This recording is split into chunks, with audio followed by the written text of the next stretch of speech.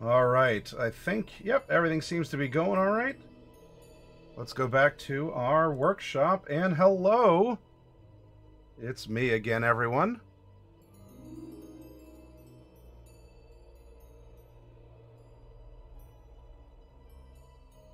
Building, yeah, well, Nina, we can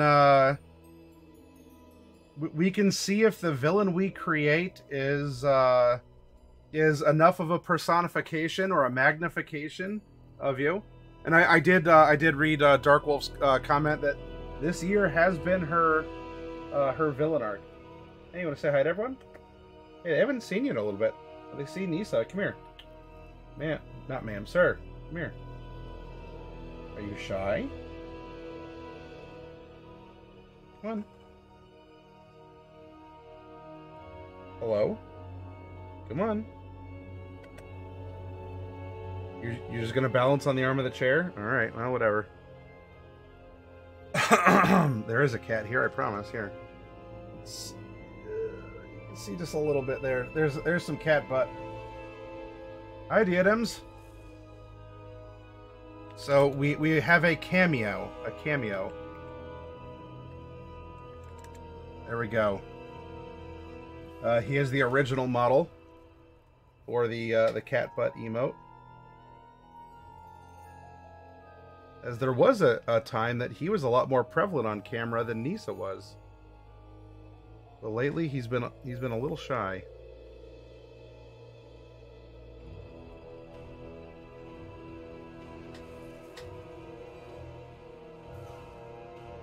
There we go. All right. There we go.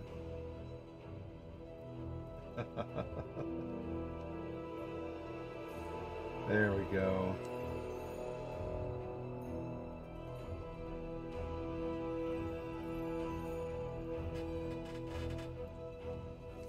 All right. Well, as you see, I have the villain reference chart.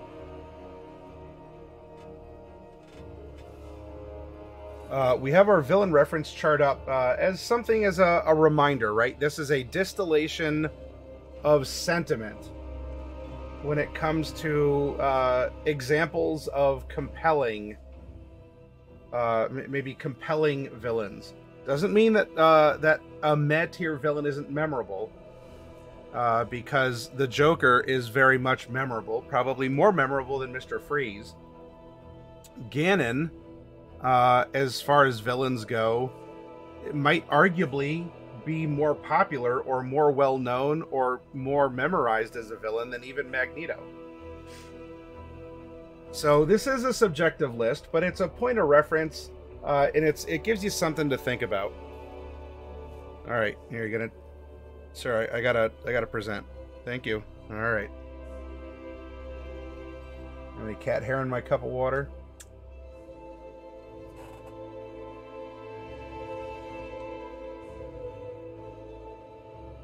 Hi, Silas.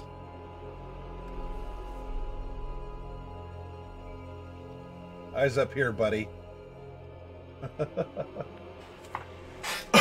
Pardon. All right, now what are we going to do? It is time. It's time to get to work. That's right. We're going to follow a template that should make it pretty straightforward when using your core rulebooks, your Player's Handbook, and your Dungeon Master's Guide for D&D 5e. Which hopefully you have them. If you need one, support your friendly local game store, please. And if you don't have a friendly local game store, let me know, and we'll work out a way to get some books out to you. Yeah, you're welcome to ask, Silas. This is the time to do so. IMW Studio says, I've been working on a world to DM for the kids, and the villain is a delusional and twisted vampire. He still thinks he's human, but he sees the monster that he commands. He sees as his city's police. So he sees himself as a benevolent ruler, but the things that are happening are brutal, but he doesn't see it that way. He's pretending to care about the people. Right, IMW? Darkwolf says, I've been meaning to stream, but I've had debilitating back pain the past few days. I haven't been able to just write either because of it. Well, hopefully it's at least helped you to think or get some ideas or take notes or something. Or, I don't know, you do a lot of drawing on your phone, too. I don't know if that's helped you to draw stuff out or scenes. Versilis says, what if your BBG is Elder God tier and your players end up realizing it's logical and end up agreeing to it? That's fine. There's nothing wrong with that. Because people... It may feel odd in the current the current social climate that people might listen to someone else who actually makes a more compelling point and decide to change their minds. Is it derailed? That's actually an excellent starting point. Because look at it this way, if we keep the point of view on the party has gained a powerful ally. And now, what are they going to do from there?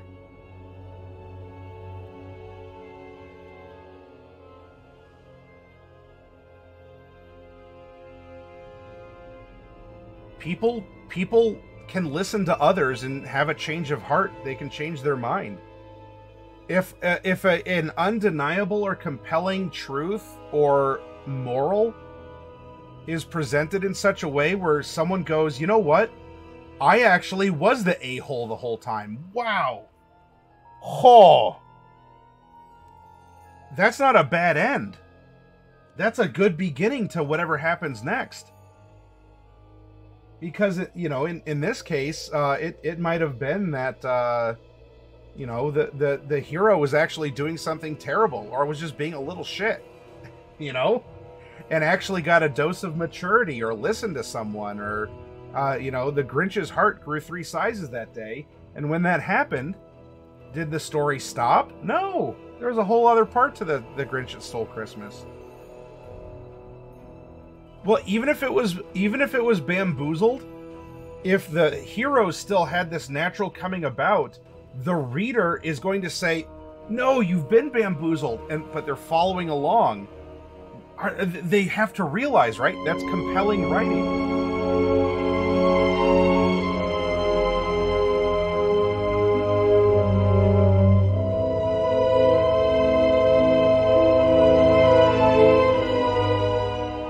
We have been raided by none other than the Coffee Cat, who presents.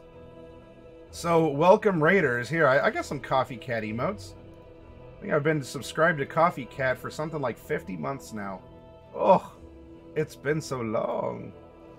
Oh, I remember back in the day, Coffee Cat.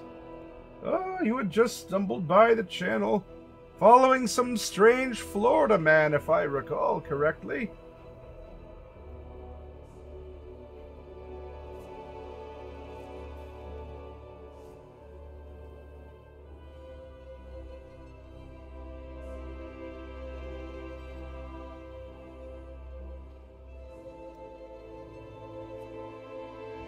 Sorry, I'm taking care of a menu over here on the side real quick.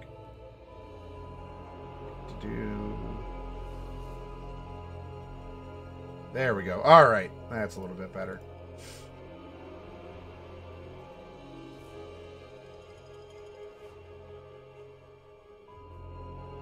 Yeah, hey, help each other out with those ideas. And by the way, so speaking of stories where there's not necessarily good guys, Coffee Cat Presents was presenting Dead Man's Hand, which is a Vampire the Masquerade chronicle taking place down in Texas.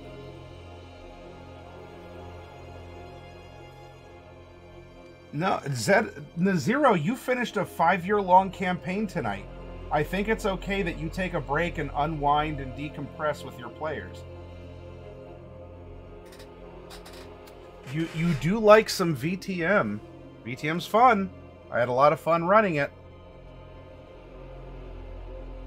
Alright, let's make a villain. Now, remember, just because a villain is, you know, I'm evil for evil's sake or just lusts for power, doesn't mean it can't be compelling in your story. Be this elemental force, still be memorable. It may not have a certain depth, but that's because you're putting depth elsewhere. Presumably. Hopefully. Please put depth elsewhere if the depth isn't in your villain, okay? Alright, let's open up the... We have our adventure worksheet. And wouldn't you know, we also have the books to go along with it. Remember, everyone, support your friendly local game store. Do pick up a core rulebook. And our adventure villain is going to start planning, actually, in the Dungeon Master's Guide. So open up your textbooks, everyone. Come on, class. Come on. We're going to page 74. And among the various charts here in this worksheet that I have made for you, don't worry, I photocopied it. It's a ditto. But I photocopied it. I photocopied the photocopies for 10 years. And now all of my handouts to you in class look like grainy garbage. But that's just the schoolroom experience. If your dittos don't look like they've been reproduced off of copies for 10 years, you ain't even going to school, my friends. Nope, I'm sorry, Naziro.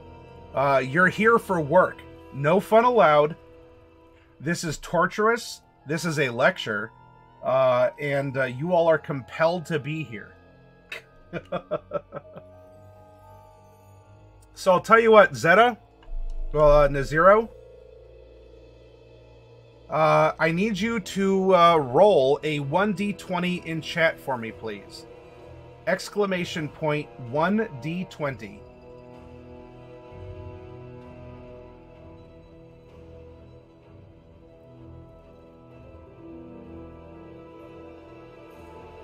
Lands on a 17. Alright, our adventure villain, a humanoid raider or ravager. Naziro, I need to know which kind. Let's roll a d12. Exclamation point 1d12, please.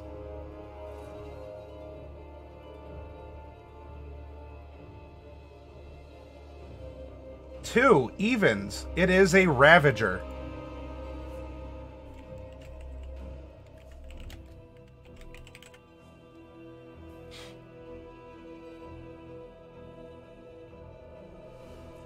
Next up, what is our villain's objective or scheme? Now, by the way, in the grand scheme of things, if you thought from our building of our setting, I know it's a compelling map, believe me, it actually makes a lot of sense, from this or our other workshops. Not that one, but this one. Not that one, but this one. Yeah, there we go. Our settlement. If you want to base it just on this, that's fine. We're going through the exercise of villain creation because, as is usually what happens in our workshop, the story writes itself. And let's see just what it is that we'll get. So we'll close that, and we're going to reopen our objective or our scheme. Diadems. I need you to roll a 1d8 in chat, please. Exclamation point 1d8.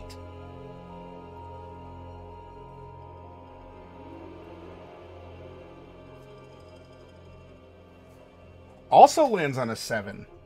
Well, I mean, there was a 17 before, but 7. Revenge. Uh-oh. I need a 1d4 from you, Diadems. Exclamation point 1d4.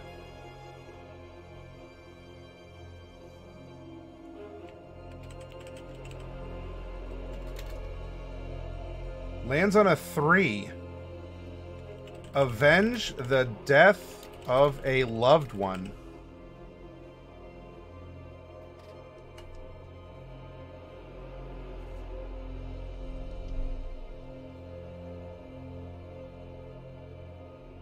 All right. Now, how is our humanoid ravager going to do that? Nina. Nina, who wants to be on a villain arc, I need you to type exclamation point 1d20, please.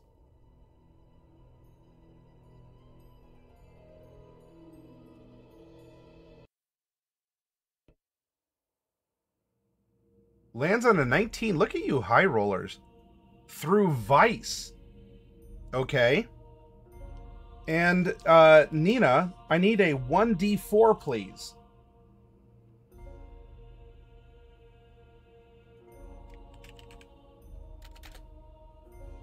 Lands on a 2. Drugs or alcohol?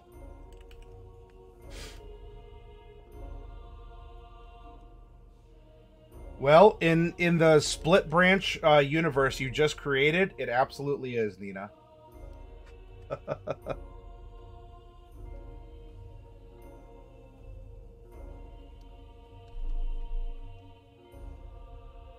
And what is our villain's weakness?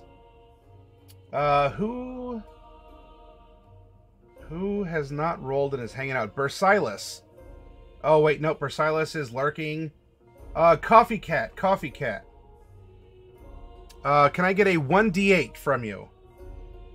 Oh, and Dark Wolf wants to get in on a roll as well. Tony's here as well. If any of you haven't rolled and would like to, you can guarantee a roll by spending some inspiration points. Otherwise, I mean, if you're talking in chat, I'll see who's active, and I'll be happy to call on you. All right, Coffee Cat is not here. Dark Wolf, exclamation point 1d8, please.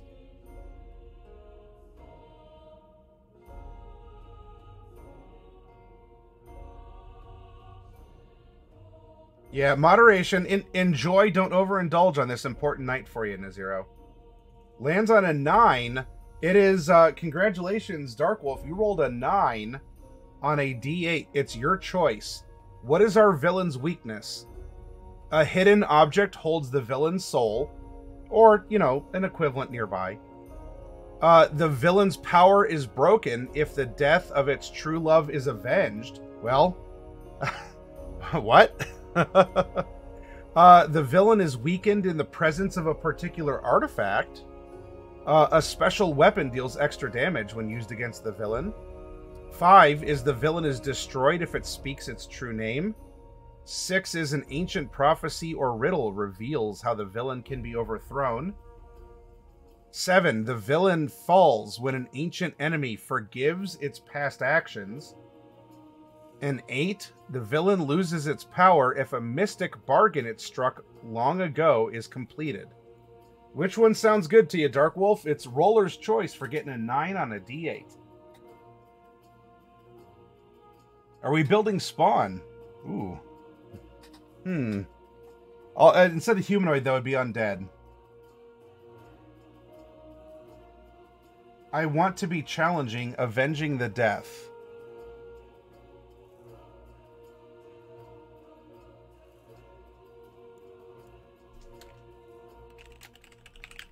I don't think that's challenging. That plays into the revenge part. The villain's power is broken if the death of its true love is avenged. Don't worry though. I can absolutely work with this as a prompt. I'm ribbing you. This actually can work out really well for the setup.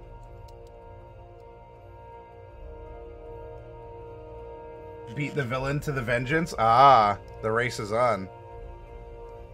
Now, what is the villain's occupation in history? And you might say, what in tarnation? What do you mean? The villain is the villain. The villain's also an NPC, by the way. Along with being quite possibly a foil or an antagonist or a lot of other things.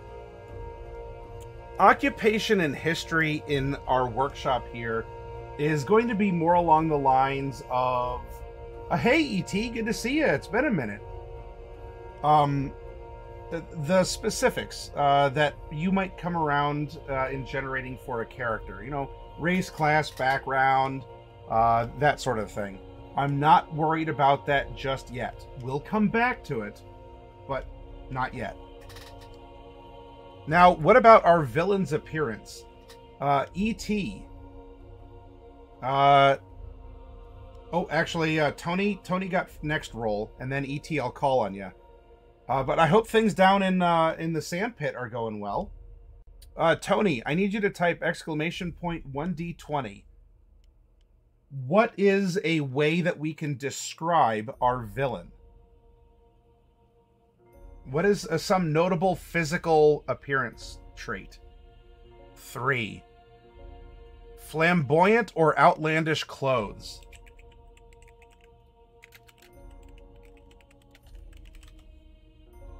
All right, E.T.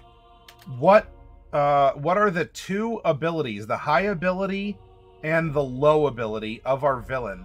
E.T., please type exclamation point 2d6. No spaces. Exclamation point number 2. Letter D is in doggo, number 6. Hi, Nathan. Welcome to the Hero Zone. Lands on 6 and 2. Our high ability is charisma. Our low ability is dex.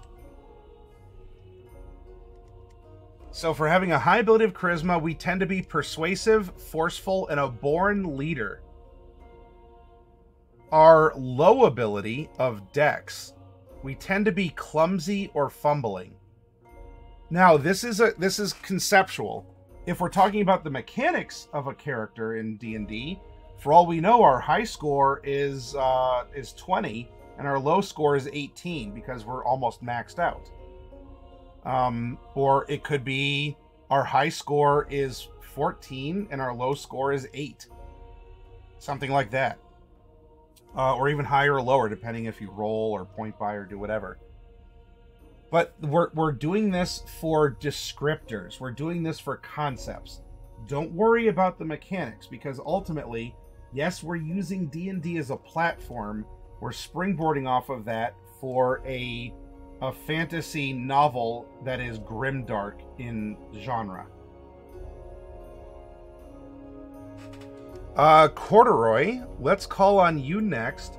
And also, Nathan, if you'd like to participate, I'd love to have you do so as well. What is a talent that our villain has? Corduroy, please type exclamation point 1d20. And then once we resolve that, Nathan, if you'd like to participate in the workshop, I will call on you to do the same thing, but we got to wait just a moment here for the cooldown. Lands on an 18. A skilled actor and master of disguise.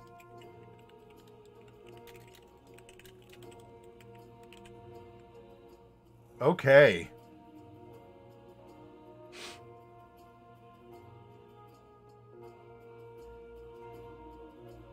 Now, this is a mannerism that will help our readers remember this villain. Nathan, please type exclamation point 1d20 into chat.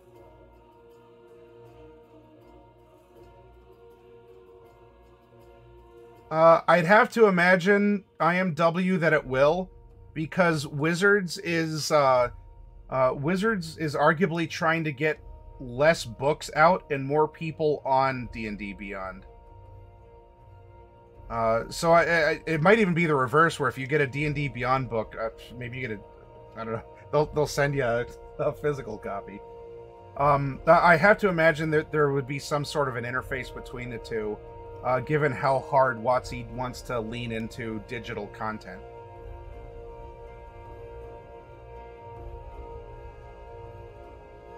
And the less that Wizards of the Coast has to deal with or through, you know, middlemen like distributors and game stores, it's more money for them, so...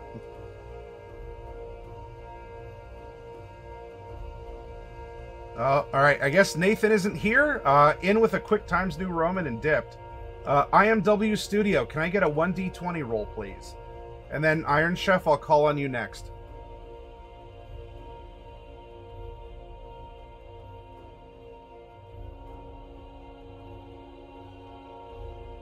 Lands on an 8. Uses flowery speech or long words.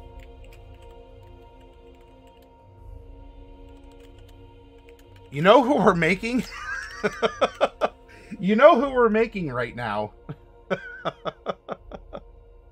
We're making V from V for Vendetta.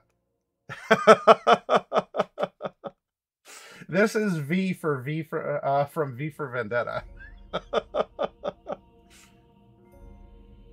Now, how do we interact with people? Iron Chef Lord, please type exclamation point 1D12.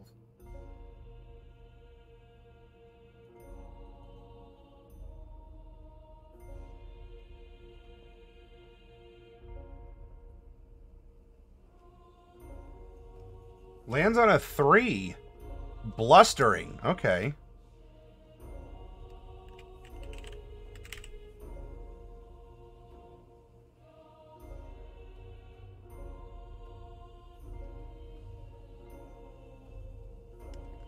Now, useful knowledge is the ultimate black box for any villain or other NPC. Our villain knows everything because the story is about the villain. So in this case, I'm not interested at this point to write out what the useful knowledge is that our villain knows, because our villain knows everything. At least that's relevant to the story being told. So we're going to skip over that for right now. What is our ideal? Now, whether or not that matches with whatever concept of alignment, this is something that perhaps our villain works towards. This would be the Thanos, who is doing evil things but doesn't consider his ideal to be evil. So in that case, it would be, in a sense, purple prose. At least the verbal form of what's called purple prose. Very wordy. Uses way more words than what is necessary. Who else do we have hanging out here? Do we have Black Wolf? Are you here? Raven Star? I don't know if you're here. Rose Wolf? Who else might be? James Norris, if you're here. Delport? Hunter, I don't know if you're lurking, but I can keep calling on people, or I don't mind going back for a second round with others. Raven is here. Raven, can I get a 2d6 from you, please?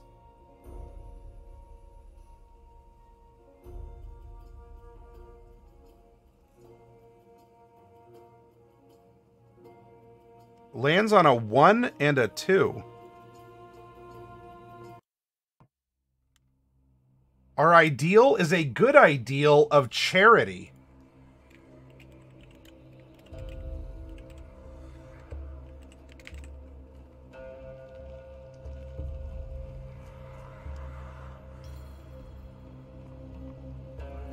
Now, what about a bond? What is a bond beyond the villainous, the selfish pursuit that our villain is going to have?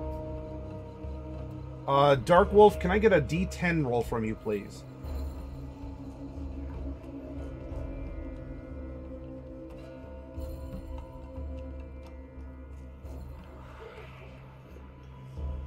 Lands on a 2. Protective of close family members.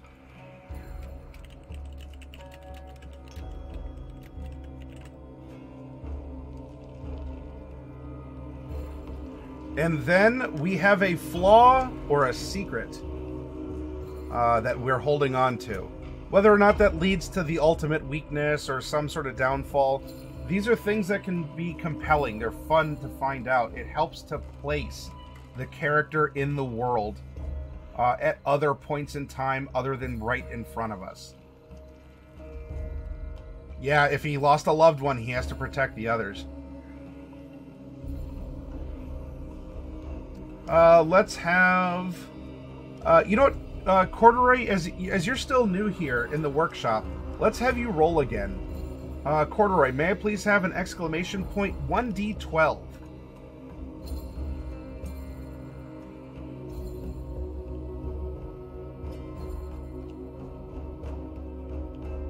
Lands on a 12. Foolhardy bravery. That might be what leads to the plot that might happen because of everything that we've rolled, as it writes itself.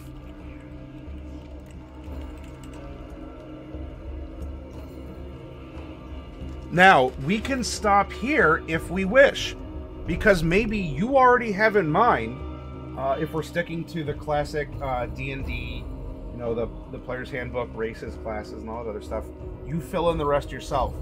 Because everything we rolled can apply to a dwarf, to an elf, to a tiefling, to whatever. And if you have the rest of that stuff already figured out, then cool. You can stop here because this is the compelling, more individualistic aspects of the character. Now, it can apply to anyone, but that's fine. But let's roll our occupation/history to continue the exercise. And there's some of you out there who've never built a character, which is a little different when I have a character sheet open, but you're going to get the gist of what we do anyway. So let's fill in those details, because we're going to leave this open for the story to tell itself, as is what happens in this workshop. It is just a natural phenomenon, and I love it. I'll love it. I like it. I love it. I want some more of it. Now, for this, I'm going to need more dice rolls from you all in chat, and we're going to pop over to our Manual of Player Character Golems. All right, first up, let's call on Tony. Tony Karlstrom, I need you to type exclamation point 1D100, please.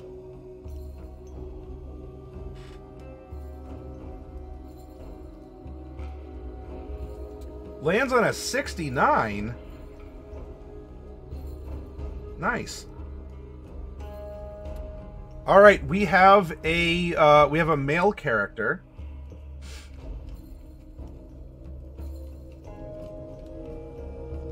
Now, IMW, will you please type exclamation point 1D9? Hi, Rosewolf, there you are. If you want to roll on something here, Rosewolf, I can call on you. Lands on a 4. A gnome. Ooh, a gnome is going to be behind this, huh? So we have a male gnome.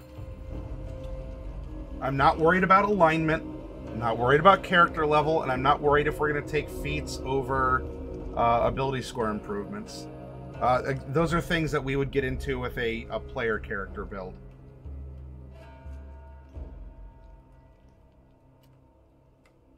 All right, Rosewolf of the book Devouring Horde, I need you to type exclamation point 1D18. What is the background of our villain?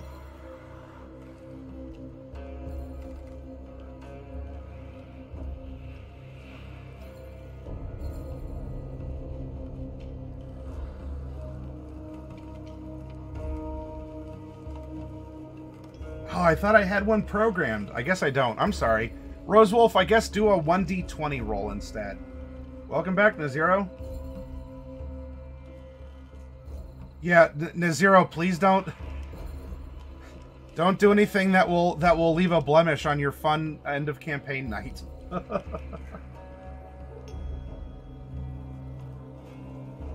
Lands on an 11. A noble. Ah, okay. Now, while we're remembering that, that's still fresh, we know that we have a male gnome who's a noble.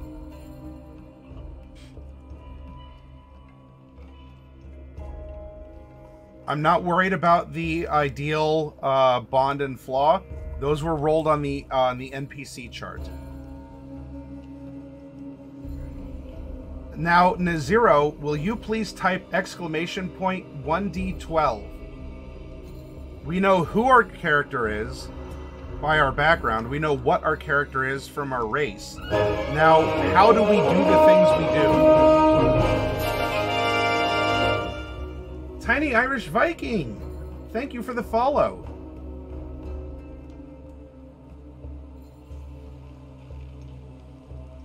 Lands on a 7.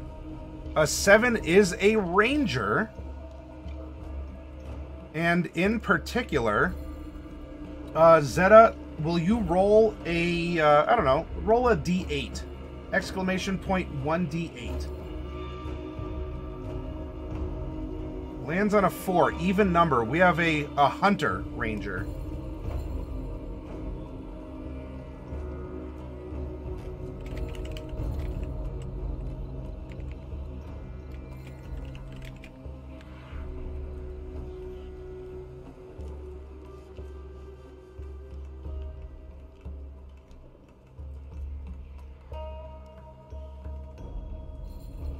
Okay. And here, Skull 2-2, Tiny Irish Viking. Thank you for joining us in the workshop. In fact, Tiny, I could use your help here. Now, the Ranger does have some things that we can roll for, and in particular, as this was actually included for consideration of things like Natural Explorer and fighting style and stuff. These are things that we can, that we can lean into a little bit more. But beyond the details of stuff like that, I need to know the general age category of our villain here.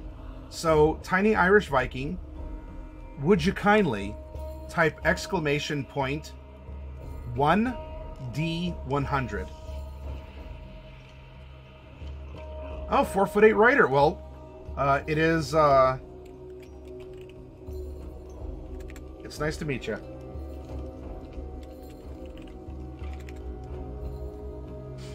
Lands on a 43, and that is going to give us. We have an adult. I'm not concerned with the specific number of years. We just know that we are in the broad concept of chronological age or whatever. Legal consideration, like can he play the lotto and buy cigarettes, whatever, that we have an adult character. Bloop.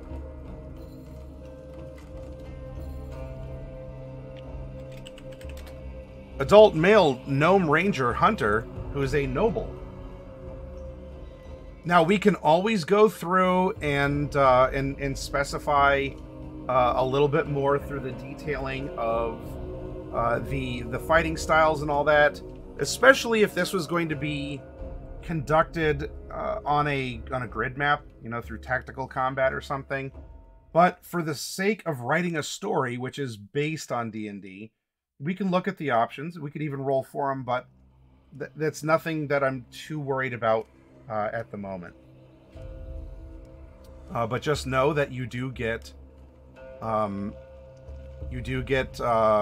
things like favorite enemy, which is probably going to be humanoids, given our bend, and we go from there.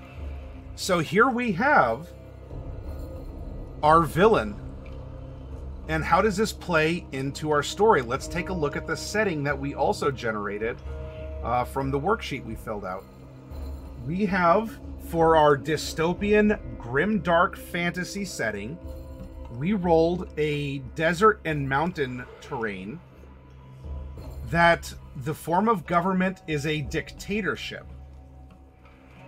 The notable features, not that there can't be more, but the three most popular, the three that everyone knows. We have a totem pole, a fountain, and a boulder carved with talking faces. And not that there has to only be one or only two or whatever. It's a fantasy world. But we have dwarves and dragonborn that are the prominent fantasy races of our setting. Now that doesn't mean that there can't be gnomes at all, or a gnome might somehow be a branch of dwarf. Might, in a sense, Tiny be a tiny dwarf for the consideration of lore for the world, for the fiction, for what we're setting up. As while we're using D&D as a fun roleplay basis, we're not writing something completely to the suggested lore or the presentations in the rule books. So this could end up being kind of a Tyrion Lannister type character to a family of dwarves.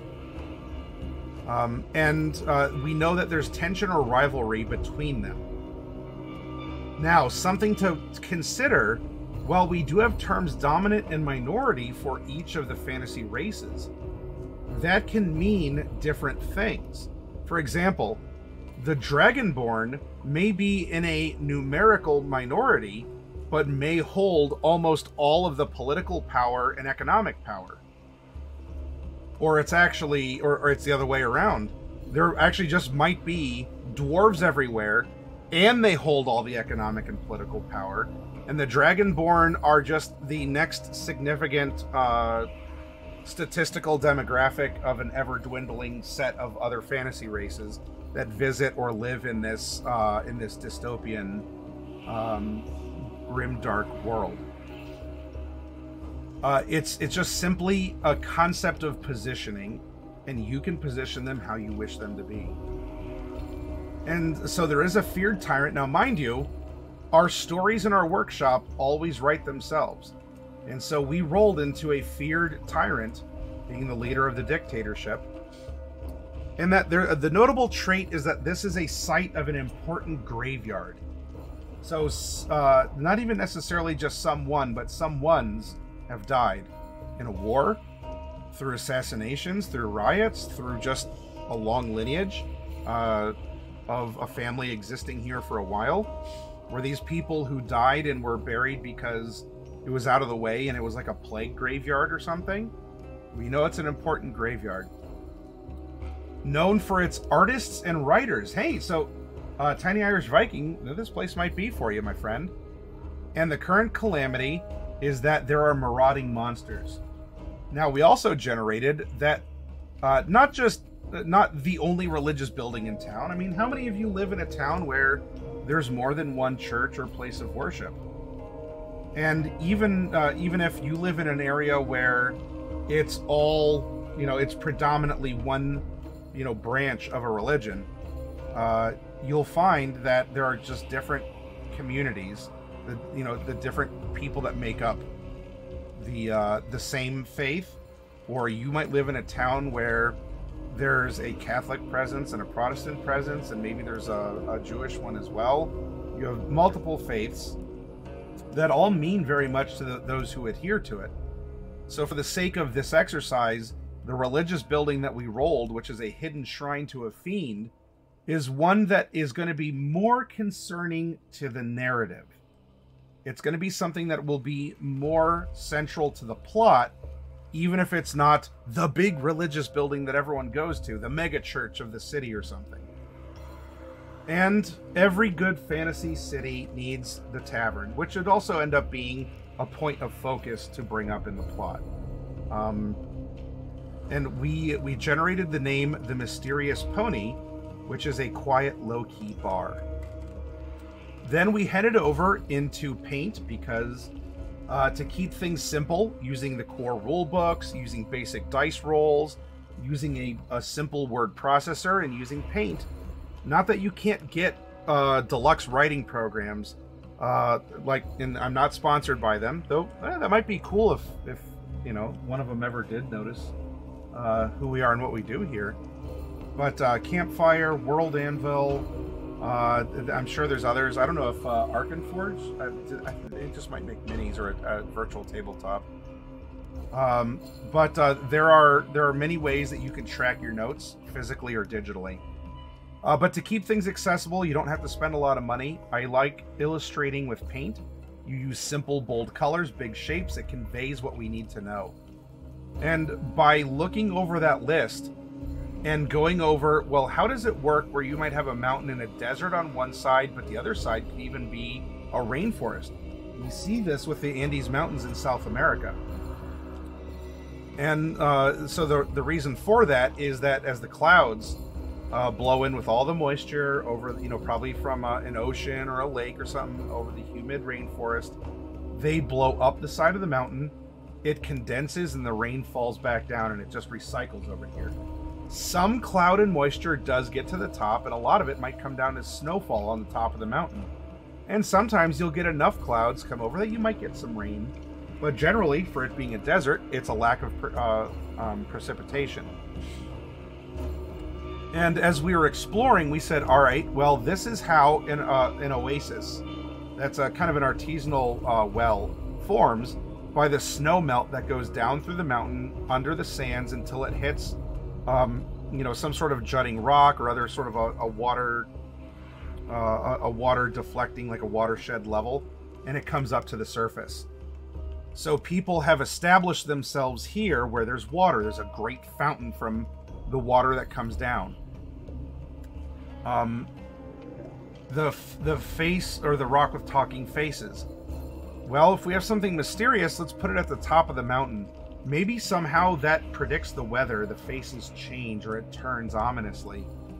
And that could even end up being a pump for some ancient, for maybe making it into an ancient, like a pump well, not just waiting for whatever, you know, sifts down, trickles down through the mountain. We said, all right, well, someone in chat said, well, what if the faces on the boulder are people who died on the mountain? Oh, all right, that's an interesting idea. Like, we want grimdark. That's our genre, our subgenre of fantasy. So if things are darker, a little bit more macabre, yeah. So if faces of the people who died on the mountain show up there, all right, let's work with that. The totem pole then might show the shapes of spirits. All right, so spirits live on the mountain. The totem pole might act as a warning. So why would people venture out of this city to go up the mountain? And it could be something spiritual, or just to escape the dystopian hellhole. It could be to try and get more water than what is regulated through this tyrannical dictatorship. But people who die in the mountain are consumed by the mountain in a sense. They don't find their bodies, only their faces that show up on the big boulder. And now the graveyard. All right, well, if we have a desert and people are sheltered together against these spirits that live in the mountain, the graveyard... Break it down.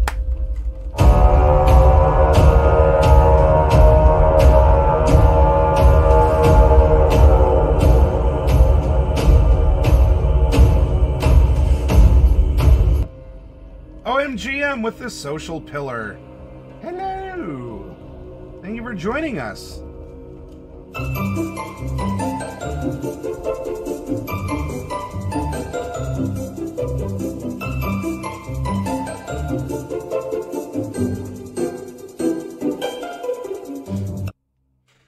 That might be, Tiny.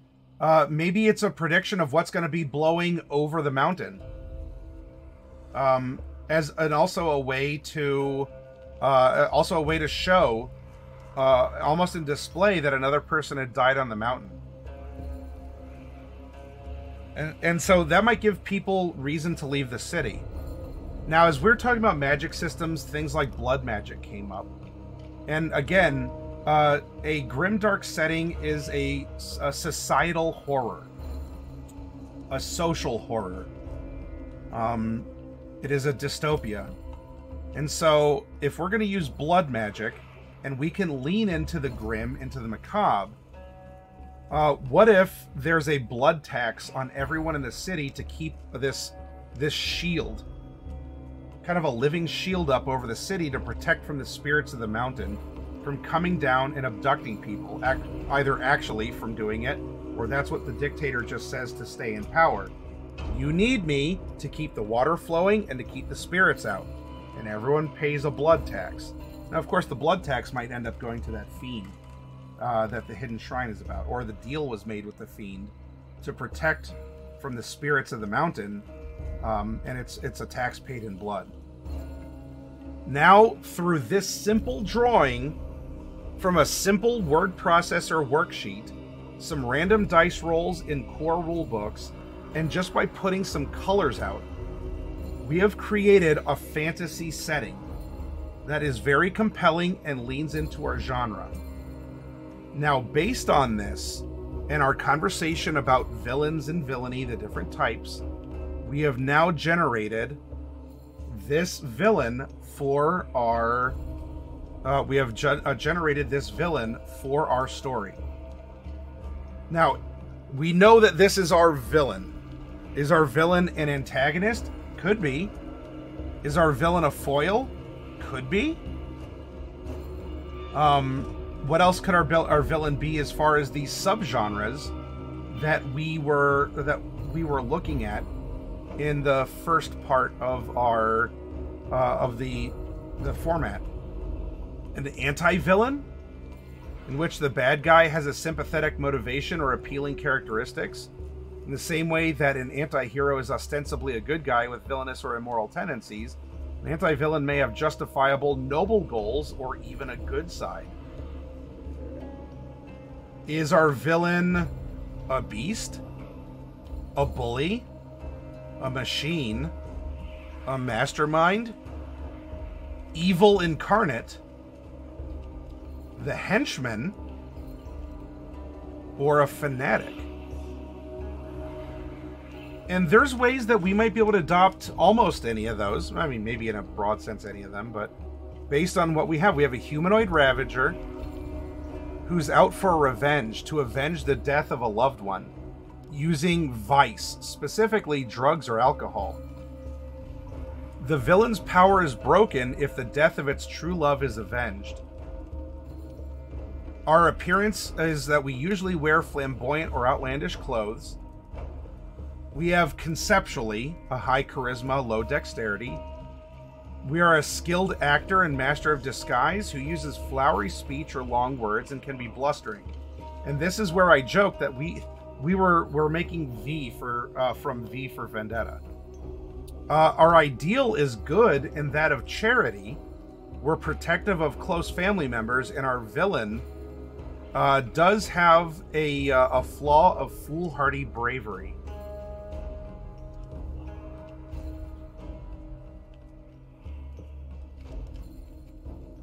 And now that we have this, how do we have these mingle? How do they cross-mogenate with each other? Such that we have our sandbox, kind of a literal one. We have our sandbox in which our villain, who is going to be the focus of the story. Remember, your story is the villain. It's just told from the point of view of the hero. Now that we know where, like, we have the presumed tools and the setting for things to happen, we have some extra prompts. We need to understand what our villain is going to do and write that first without worrying about those pesky kids and their dog, getting in the way of your plans.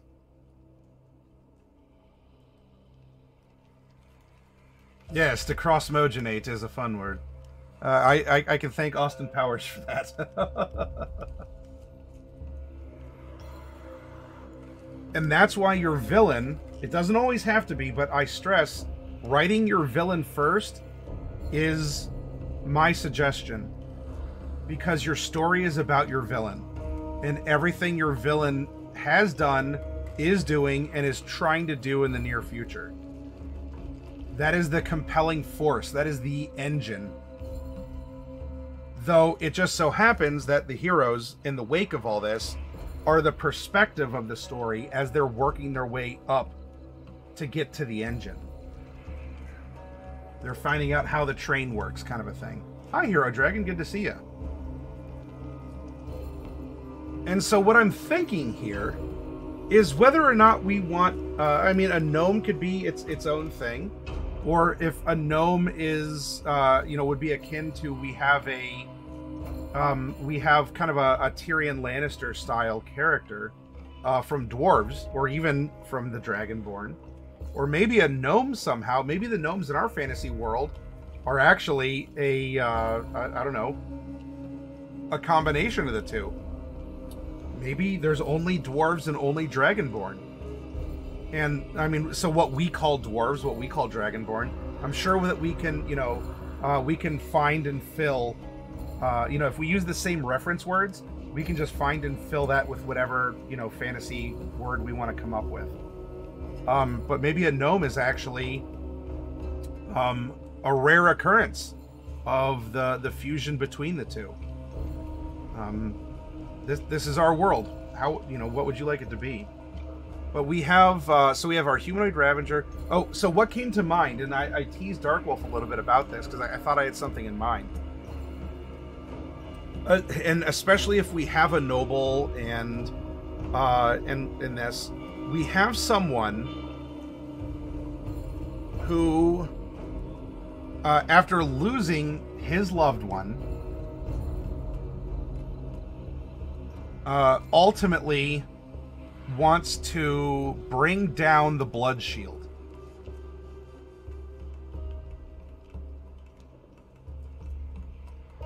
As a way for revenge. Maybe his loved one was taken, or was betrayed in such a way that this led to saying, you know what? If I can't have my loved one, or if it's true that I heard, if I heard someone say this, you know, the bodies are never found. The spirits take the bodies and emulate them on the mountain. You know, they're out there still. The spirits might actually be tending to them. Then you know what? If I lost someone to the spirits, if this terrible place, even from the point of view of a noble, has failed me, it's going to fail everyone. And by threatening this device that protects everyone, as he is acting, I mean, he may have intentions, but to portray it and act. And why do you act? You convey a message to, you know, to the other people that might actually get the common folk riled up enough to rebel against the dictatorship. Again, we're kind of having a V from V for Vendetta. But that's okay to lean into something like that, because it's still our villain, our story, and our setting. And everything's not going to play out exactly the same. We don't need to have a mask or to, you know, have everything we say begin with V kind of a thing. Or fight with knives or something. Although I guess if we rolled, what, like a dual-wielding ranger and...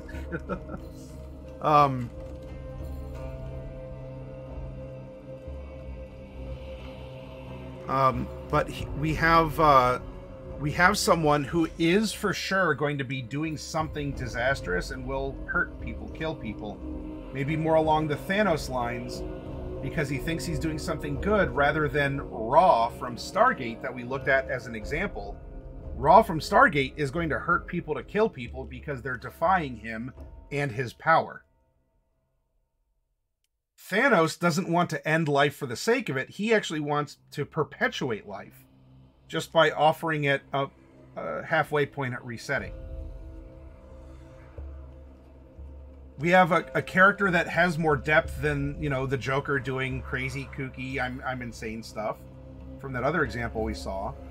And we might even go on to find that our villain could possibly turn into not the villain, but an antagonist, or even we have a lot of space to try and redeem or compel this person to stop.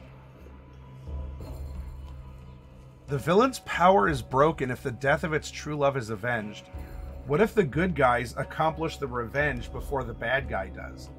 The bad guy would have a much more dire consequence, but the good guys were able to find an alternate route, or something that diffused the villain's villainy. Now that could lead to another part of the story. If we say that we want all this to be in one book, all right, book 2, the villain from the first story is a kind NPC, if not an ally, to the party. And now they move on to the next real big threat. As the villain could be the dictator. Or what about the spirits of the mountain?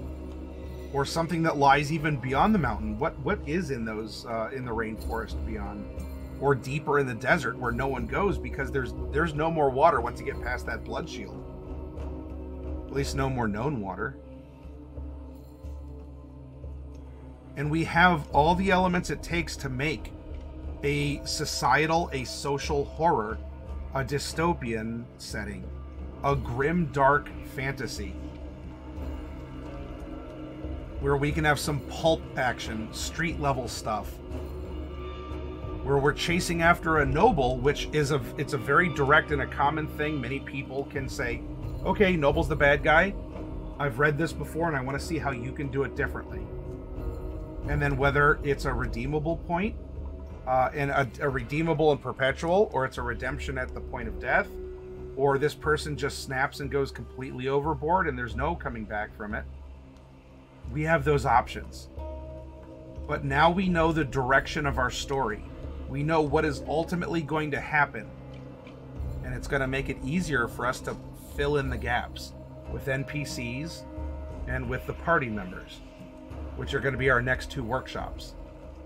And then in the final week, we actually make our hero in the last part of our workshop.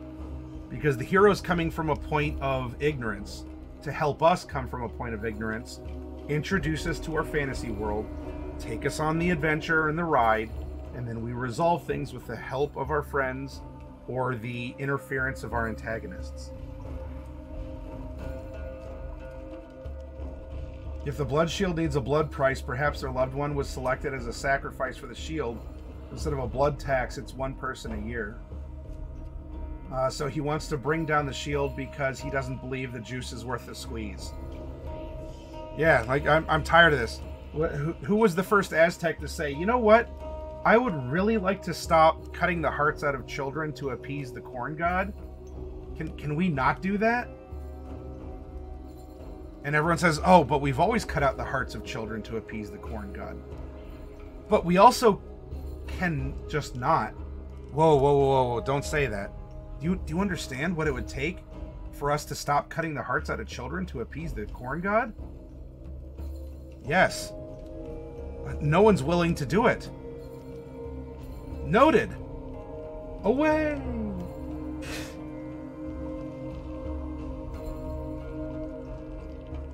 Tiny says, are there lore books from an ancient survivor who went up the mountain and lived? That would be excellent exposition and some extraneous world building. So if the adventure takes them out there, which it very well may, to get a clue as to the reasons why the villain is doing what the villain is doing, something like that could possibly be found and hint at the nature of the spirits. But perhaps for right now, it's easier to keep things more relatable to the reader by saying the spirits are out there. And maybe having an incursion, you know, something that heightens up the tension for a combat or for an encounter on the mountain, but it's not touched on a lot yet. Save something for later. But we run away, we come back, and we use what we learn to solve the immediate situation, and then we can always go back to the mountain. And then we have a grimdark fantasy of My Side of the Mountain, if any of you have read that book. Hero is not the PCs like a patron. Can you clarify that a little bit for me, Corduroy?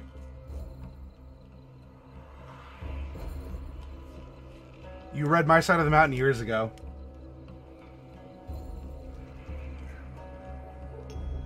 So you say that the hero... So, if the hero... I mean, it might be some ultimate heroic thing. You might call Obi-Wan Kenobi a hero or a heroic figure. He's not the hero of Star Wars A New Hope. He did cool stuff. He did great things. He did act heroically, but I would say he's not the hero. The hero just telling other people to go and do something is not as perhaps compelling. As often the hero is the one who goes through the struggle, who goes through the transformation that the hero's journey or similar writing styles or plot mapping would have the hero do. So just being a quest giver, I mean, you could be a good guy. You could act in a protagonistic fashion. I don't know if a quest giver alone is a hero, because ultimately, we're here to read as an audience to a novel what's going on beyond just a list of telling other people to do things and presuming that it happens. We want to be there in the action. We want to feel like that we're getting swiped at with the sword, or that our pocket was picked.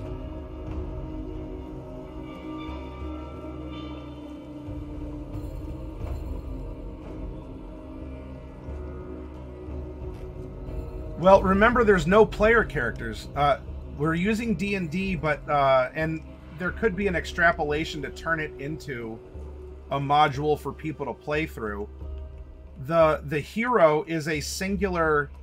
The hero is the singular character with focus, like the villain, among other villainous style NPCs, is a singular focused character. So the hero would be a player character in a sense, just with more focus and detail than the rest of the party. We know more about Frodo and Bilbo than we learned about the companions. There's even a lot about the mysterious Gandalf. You know, but he was a party member and not necessarily the main source of the action. Yeah, this is it can translate somewhat, but yes, ultimately, as Darkwolf said or reiterated here, this is ultimately an exercise in writing a narrative without needing to consider the aspects of herding cats that turning this into a module would bring about. Because our support cast is going to be fixed.